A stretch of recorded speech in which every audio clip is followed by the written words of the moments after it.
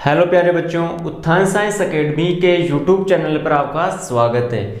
प्यारे बच्चों, अपना जो टॉपिक था वो सीड पर था और आज का लेक्चर भी हमारा सीड पर ही रहेगा। सीड पर हमारा आज चौथा लेक्चर है। इससे पहले हमने 3 लेक्चर डिस्कस कर लिए।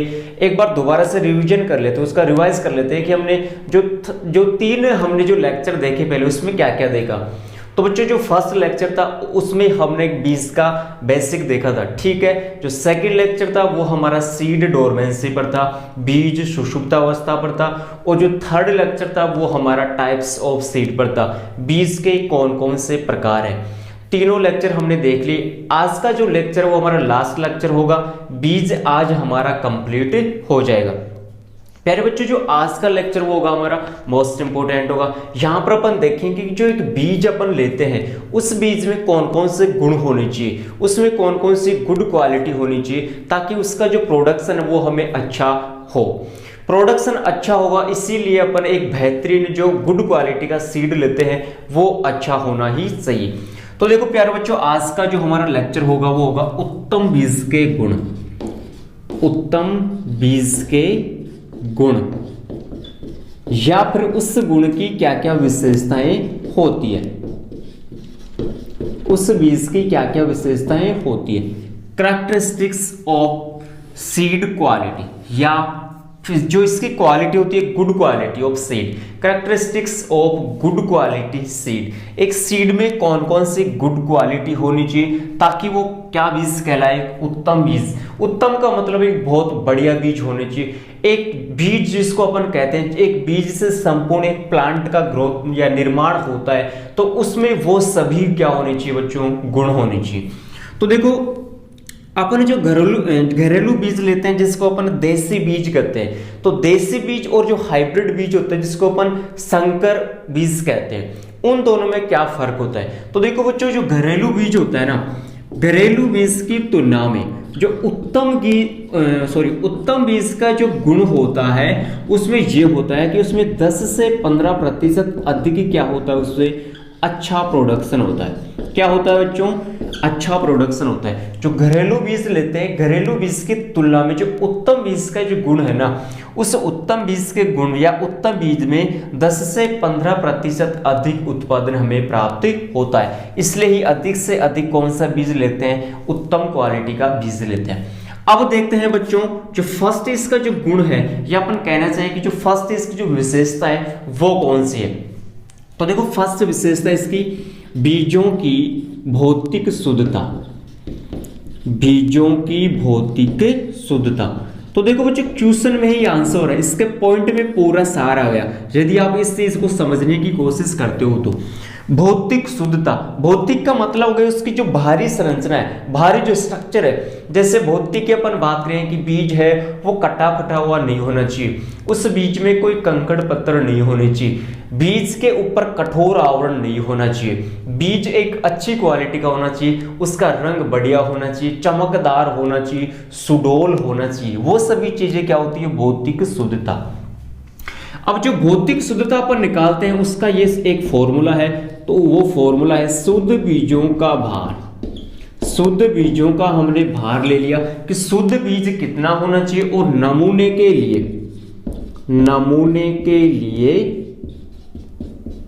ठीक है, नमूने के लिए जो बीज अपन लेते हैं उसका भार कितना होना चाहिए। तो नमूने के लिए बीजों का भार, ठीक है मेरे बच्चों।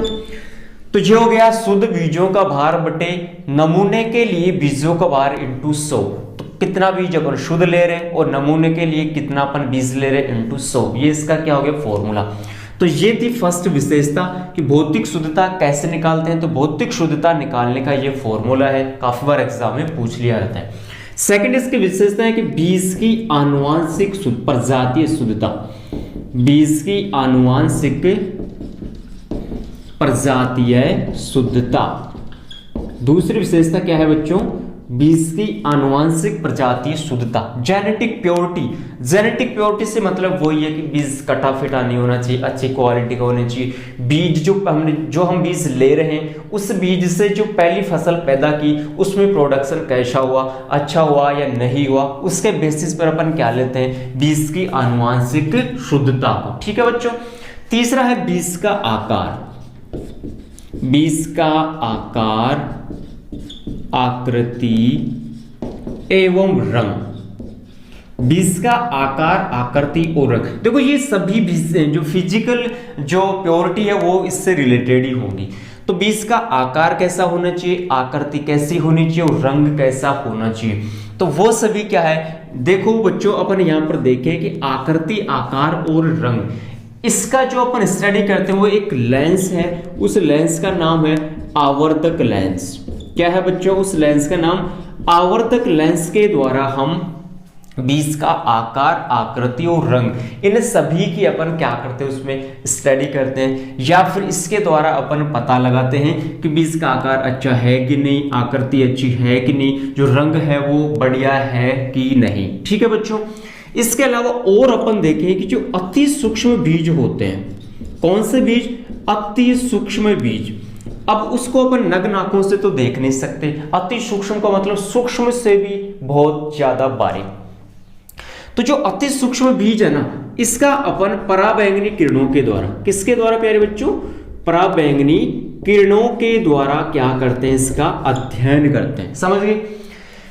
आकार, आकृति और रंग का तो अध्ययन आवर्तक लेंस के द्वारा करते हैं, और अति सूक्ष्म बीजों का जो अध्ययन या फिर स्टडी करते हैं वो पराबैंगनी किरणों से अपन करते हैं। ठीक है, ये इसकी तीसरी विशेषता हुई।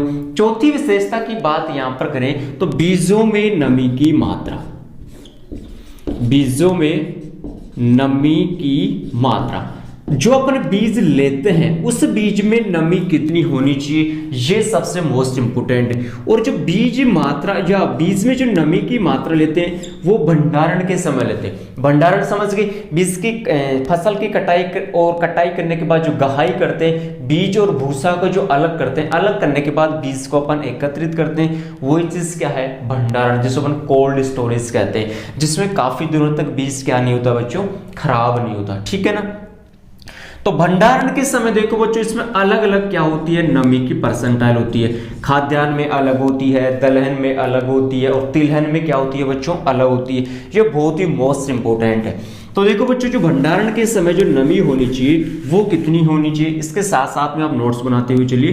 तो देखो बच्चों, सबसे पहले अपन बात करेंगे यहाँ पर खाद्यान्न फसलों की। तो खाद्यान्न फसलों में, खाद्यान्न में कौन कौन से है, जैसे गेहूं, जौ, मक्का, ज्वार, बाजरा और धान, ये सभी क्या है, खाद्यान्न फसलें। तो खाद्यान्न फसलों में जो नमी की मात्रा है वो कितनी होनी चाहिए बच्चों, 10 से 12% होनी चाहिए। काफी बार डायरेक्ट एग्जाम में पूछ लिया जाता है कि गेहूं में भंडारण के समय नमी की मात्रा कितनी होनी चाहिए, 10 से 12, क्योंकि गेहूं क्या है, एक खाद्यान्न फसल है। दूसरा है यहाँ पर अपन देखेंगे दलहनी फसलें, दलहनी फसलें।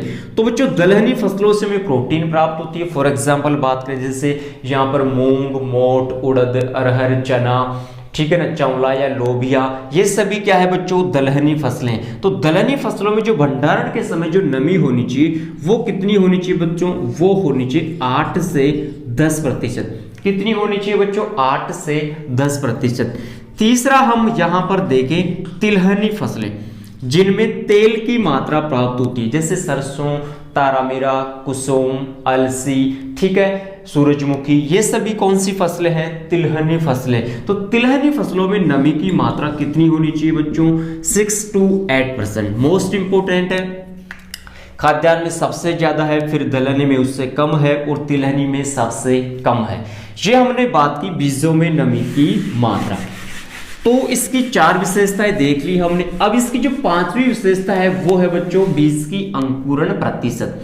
कौन सी है, बीज की अंकुरण प्रतिशत, कि बीज का जो हमने बीज लगाया उसमें कितनी कैपेसिटी है जर्मिनेशन की, वो ही मतलब बीज कितना अंकुरण हो रहा है, कितने प्रतिशत बीज हमने, मान लीजिए 100% बीज हमने डाले, तो 100 में से कितने प्रतिशत बीज का क्या हो रहा है, जर्मिनेशन। वही चीज क्या है, बीज की अंकुरण क्षमता।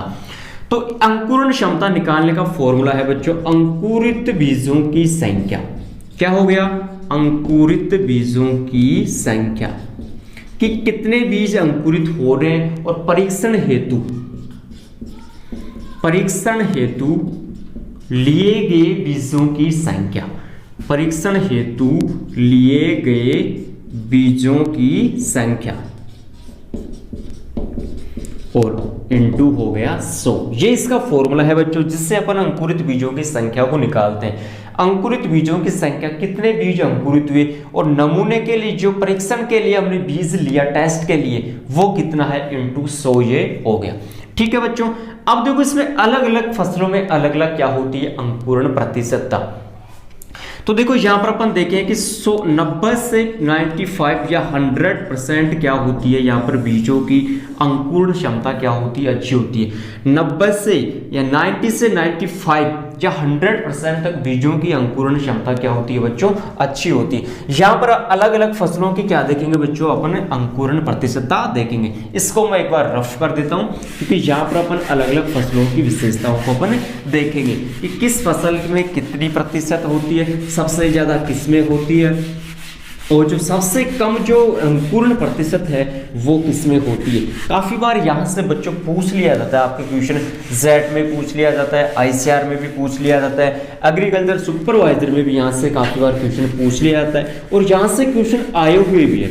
और यहाँ पर आपको देखो मैं दिखाऊंगा और बताऊंगा कि जो क्वेश्चन पहले जो आए हुए हैं और जो क्वेश्चन का मेथड रहता है, वो क्वेश्चन का मेथड क्या रहता है बच्चों, यहाँ से बहुत ज्यादा काफी बार क्वेश्चन पूछ लिए जाते हैं। तो ये टॉपिक है, जो नमी की मात्रा हमने पहले से देखा वो भी काफी इंपोर्टेंट था, और जो अब हम देखने वाले हैं कि किस फसल में अंकुरण प्रतिशतता कितनी होती है और कितनी होनी चाहिए। इससे कम हुई तो बीज का जो अंकुरण है वो अच्छा नहीं होगा, और बीज का अंकुरण यदि अच्छा नहीं हुआ तो सीधी सी बात है, प्रोडक्शन भी हमारे पास अच्छा प्राप्त नहीं होगा। तो देखो बच्चों, अपन देखें बीजों की अंकुरण क्षमता।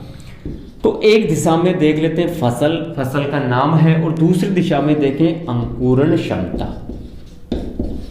अंकुरण क्षमता, तो देखो बच्चों, अपन सबसे पहले देखते हैं कि जो फसल है वो है गेहूं और जौ। कौन सी फसल अपने पास, गेहूं और जौ। एक है दलहनी फसल। तो देखो दो तो आ गई खाद्यान्न वाली फसल, गेहूं आ गई और जौ आ गया। तीसरी है हमारे पास चना आ गई। अब देखिए इसमें जो अंकुरण प्रतिशत होती है वो सबसे ज्यादा होती है, और सबसे ज्यादा होती है 85%। ठीक है। सेकंड नंबर पर जो आएगी हमारी, एक तो आएगी जवार, एक तो कौन सी आएगी, जवार, इसके अलावा धान, इसके अलावा रंजका, और आएगी बरसिम। तो दो तो देखो इसमें आ गई हरे चारे वाली फसल, दो आ गई इसमें खाद्यान्न फसल, और एक आएगी इसमें तिलहनी फसल जो है तिल। तो बच्चों इसमें जो अंकुरण प्रतिशतता होती है वो 80% होती है। कितनी होती है बच्चों, 80% होती है। थर्ड देखिए बाजरा आ गया, इसके अलावा मूंग, मोठ, उड़द, अरहर। ठीक है, ये सभी दलहनी फसलें आ गई, और इसमें एक आ गई खाद्यान्न फसल। तो इन सभी की जो अंकुरण प्रतिशतता होती है बच्चों वो 75% होती है। ओके। 4 नंबर पर अपन देखें यहां पर, तो यहां पर आती है तिलहनी फसलें, मूंगफली आ गई, इसके अलावा सोयाबीन आ गई। ठीक है ना, ये दोनों कैसी है बच्चों, ये दोनों तिलहनी फसलें। ज्वार आ गई और सूरजमुखी भी यहीं पर आ जाएगा। तो इनमें होती है बच्चों 65%। कितनी होती है इसमें, सॉरी इसमें होती है 70%। कितनी होती है बच्चों अंकुरण प्रतिशतता इसमें, 70%। और सबसे कम होती है कपास में। सबसे कम किसमें होती है, कपास में। कितनी हो गई, 65%। 65 हो गए। दोबारा से देख लीजिए, अंकुरण क्षमता का मतलब है कि मान लीजिए हमने गेहूं की फसल लगाई, और गेहूं की फसल में हमने 100 बीज डाले, तो 100 में से कितने बीज अंकुरित होंगे, केवल 85% क्या होंगे, वहां पर अंकुरित होंगे। सेम एज इट इज बरसिम के हमने 100 बीज डाले खेत में, तो वहां पर 80 बीज ही क्या होगी, जर्मिनेशन होंगे। कपास में वही सिस्टम है, 100 बीज डाले तो 65 बीज ही वहां पर क्या होगा, जर्मिनेशन होगा। 65 बीजों का ही वहां पर क्या होगा, अंकुरण होगा। इसका अर्थ यह है, काफी बार यहां से क्वेश्चन पूछ लिया जाता है कि बरसिम की अंकुरण क्षमता कितनी होती है, चने में अंकुरण क्षमता कितनी होती है, कपास में अंकुरण क्षमता कितनी होती है, अरहर की अंकुरण क्षमता कितनी होती है। तो बच्चों ये बहुत ही मोस्ट इंपोर्टेंट है, काफी बार यहां से क्वेश्चन पूछा हुआ है। तो ये हमने विशेषताएं देखी। नेक्स्ट जो विशेषता वो है जीवन क्षमता के आधार पर। नेक्स्ट जो विशेषता है बीज की वो क्या है बच्चों, जीवन क्षमता के आधार पर। जीवन क्षमता का मतलब हुआ कि जो बीज का जो जीवन है, उसकी जीने की जो कैपेसिटी है वो कितने दिन है, बीज कितने दिन तक अंकुरण करेगा, उसकी जो कैपेसिटी है, उसकी हिम्मत, उसकी ताकत वो कितने दिनों तक है, जीवन क्षमता, जीवन कितने दिनों तक वो जिएगा, वही चीज क्या है, बीजों की जीवन क्षमता। तो नेक्स्ट विशेषता है इसकी बीजों की जीवन क्षमता। बीजों की जीवन क्षमता, ये नेक्स्ट विशेषता होगी इसकी 7 नंबर। तो देखो इसमें अलग अलग प्रकार के टेस्ट आते हैं, परीक्षण के आधार पर उसकी अपन जीवन क्षमता को निकालते हैं। तो पहला टेस्ट है जो कि बहुत ही मोस्ट इंपोर्टेंट है, और वो होगा TZ टेस्ट। क्या होगा बच्चों, TZ टेस्ट या TZ परीक्षण। इसका पूरा नाम है टेट्राजोलियम परीक्षण।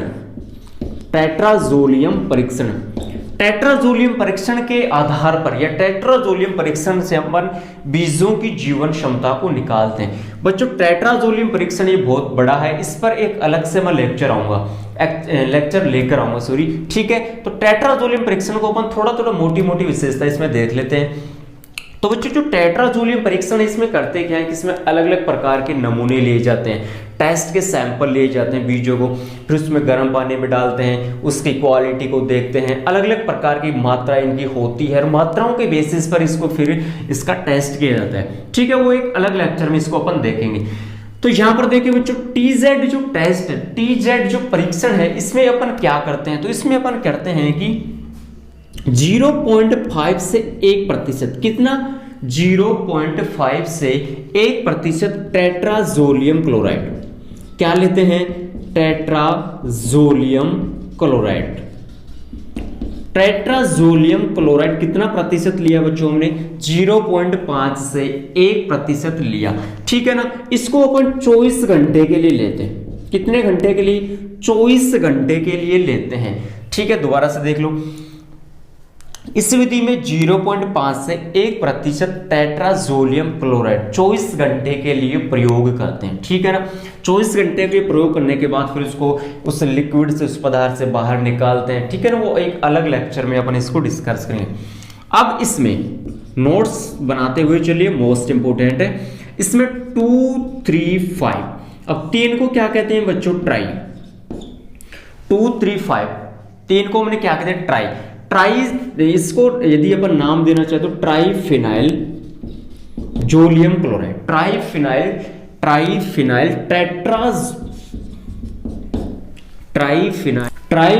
Tetrazolium chloride, tetrazolium chloride.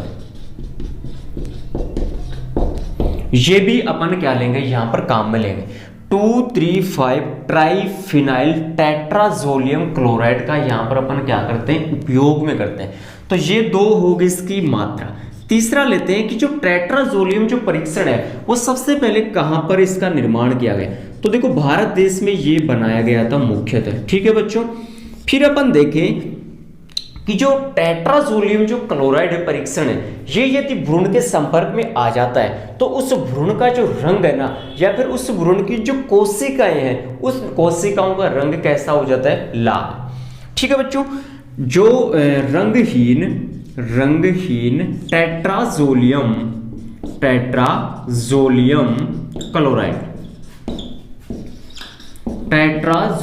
Chloride यदि ये भ्रूण की यदि कोशिकाओं के संपर्क में आ जाता है, किसके संपर्क में बच्चों, कोशिकाओं के संपर्क में आ जाता है, तो उन कोशिकाओं का जो रंग है वो कैसा हो जाएगा बच्चों, लाल हो जाएगा। कैसा हो जाएगा, उन कोशिकाओं का, अब कोशिकाएं कौन सी है, जीवित कोशिकाएं होंगी यहां पर, ठीक है। तो ये हमने देखा मोटी मोटी जानकारी TZ परीक्षण के बारे में। हमने बात की टेट्राजोलियम परीक्षण की, ठीक है। जीवन क्षमता में पहले टेस्ट की हमने बात कर ली। अब जो सेकंड टेस्ट होगा वो हमारा होगा ब्रोमाइड। सेकंड टेस्ट कौन सा होगा, ब्रोमाइड। और ब्रोमाइड को जो अपन दूसरा नाम देते हैं बच्चों वो है गोर्डेक्स टेस्ट।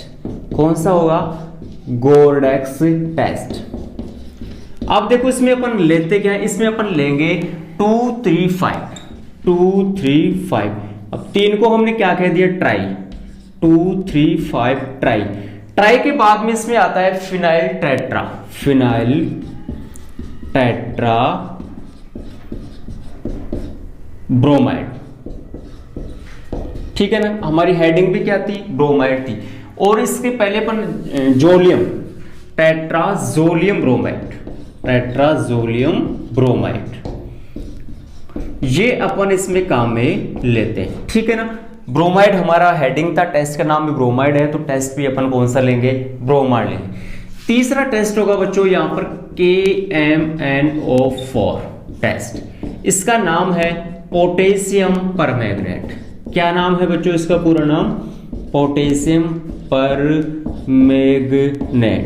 पूरा नाम हमें पता चल गया, पोटेशियम परमैंगनेट। इसके द्वारा भी अपन क्या करते हैं, बीज की जो जीवन क्षमता है उसका अपन पता लगा सकते हैं। लेकिन यदि शीघ्रता से अपन पता लगाना चाहिए, जल्दी से, तो शीघ्रता या फिर फास्टली जो अपन पता लगाना चाहिए वो अपन पोटेशियम परमैंगनेट से ही लगाते हैं, ठीक है। तो ये हमने बात की इसके जीवन क्षमता की, जो इसमें 3 टेस्ट थे, TZ परीक्षण, ठीक है, सेकंड था ब्रोमाइड और थर्ड है पोटेशियम परमैंगनेट। अब बच्चों यहाँ पर एक छोटा सा पॉइंट आता है, एग मार्क, एग मार्क। अब जो एग मार्क ना, इसमें ये एग मार्क का काम क्या है कि जो बीज की जो संस्था है, बीज की संस्था, या अपन कहें कि बीज संस्था और जो कृषि यंत्र है, बीज संस्था और कृषि यंत्र है, उनका पता लगाने के लिए अपन किसका उपयोग करते हैं, एग मार्क का। मोस्ट इंपोर्टेंट है, बीज संस्था और कृषि यंत्रों का पता लगाने के लिए किसका उपयोग करते हैं, एग मार्क का। अब जो एग मार्क है, इसकी स्थापना कब हुई थी बच्चों, तो इसकी स्थापना हुई थी 1937 में। कब हुई थी, 1937 में। स्थान की बात करें तो नागपुर, और नागपुर कहाँ है, महाराष्ट्र में। नागपुर के संतरा प्रसिद्ध है और झालावाड़ के या राजस्थान में झालावाड़ के संतरा प्रसिद्ध है। तो एग मार्क में बीज संस्था कृषि यंत्र का पता लगाते हैं, स्थापना 1937 में हुई थी और स्थान है नागपुर, महाराष्ट्र। इसके बाद अपन बात करना चाहें कि जो राष्ट्रीय बीज लेबोरेटरी है, राष्ट्रीय बीज लेबोरेटरी, लेबोरेटरी तो आप जानते हो ना, ठीक है ना, जो लैब वगैरह होते हैं। तो राष्ट्रीय बीज लेबोरेटरी कहां पर है बच्चों, वाराणसी। कहां पर है, वाराणसी। और वाराणसी कहां पर है, यूपी, उत्तर प्रदेश में है। तो राष्ट्रीय बीज लेबोरेटरी कहां पर है बच्चों, वाराणसी, यूपी। ये हमने बात की इसके एग मार्क की। इसके बाद आता है लास्ट पॉइंट हमारा, और लास्ट पॉइंट है बच्चों कि जो बीजों की वास्तविक उपयोगिता मान है, वास्तविक उपयोगिता मान कितनी होनी चाहिए, 75। मोस्ट इंपोर्टेंट है कि जो बीजों की जो वास्तविक उपयोगिता मान है वो कितनी होनी चाहिए, काफी बार एग्जाम में पूछ लिया जाता है। तो 75 से अधिक इसकी क्या होती है, वास्तविक उपयोगिता मान। वास्तविक उपयोगिता मान अपन निकालना चाहे तो ये निकालते हैं अंकुरण प्रतिशत इंटू शुद्धता प्रतिशत, शुद्धता प्रतिशत बटे 100, ठीक है बच्चों। यदि वास्तविक उपयोगिता मान यदि अपन निकालना चाहे तो वो इस फॉर्मूले से निकालते हैं, अंकुरण प्रतिशत शुद्धता प्रतिशत बटे 100, बीज की वास्तविक उपयोगिता मान। तो बच्चों ये हमने बात की बीज के उत्तम गुणों की, कि बीज में क्या क्या उत्तम गुण होना चाहिए और उसकी विशेषताएं क्या है, ठीक है बच्चों, धन्यवाद।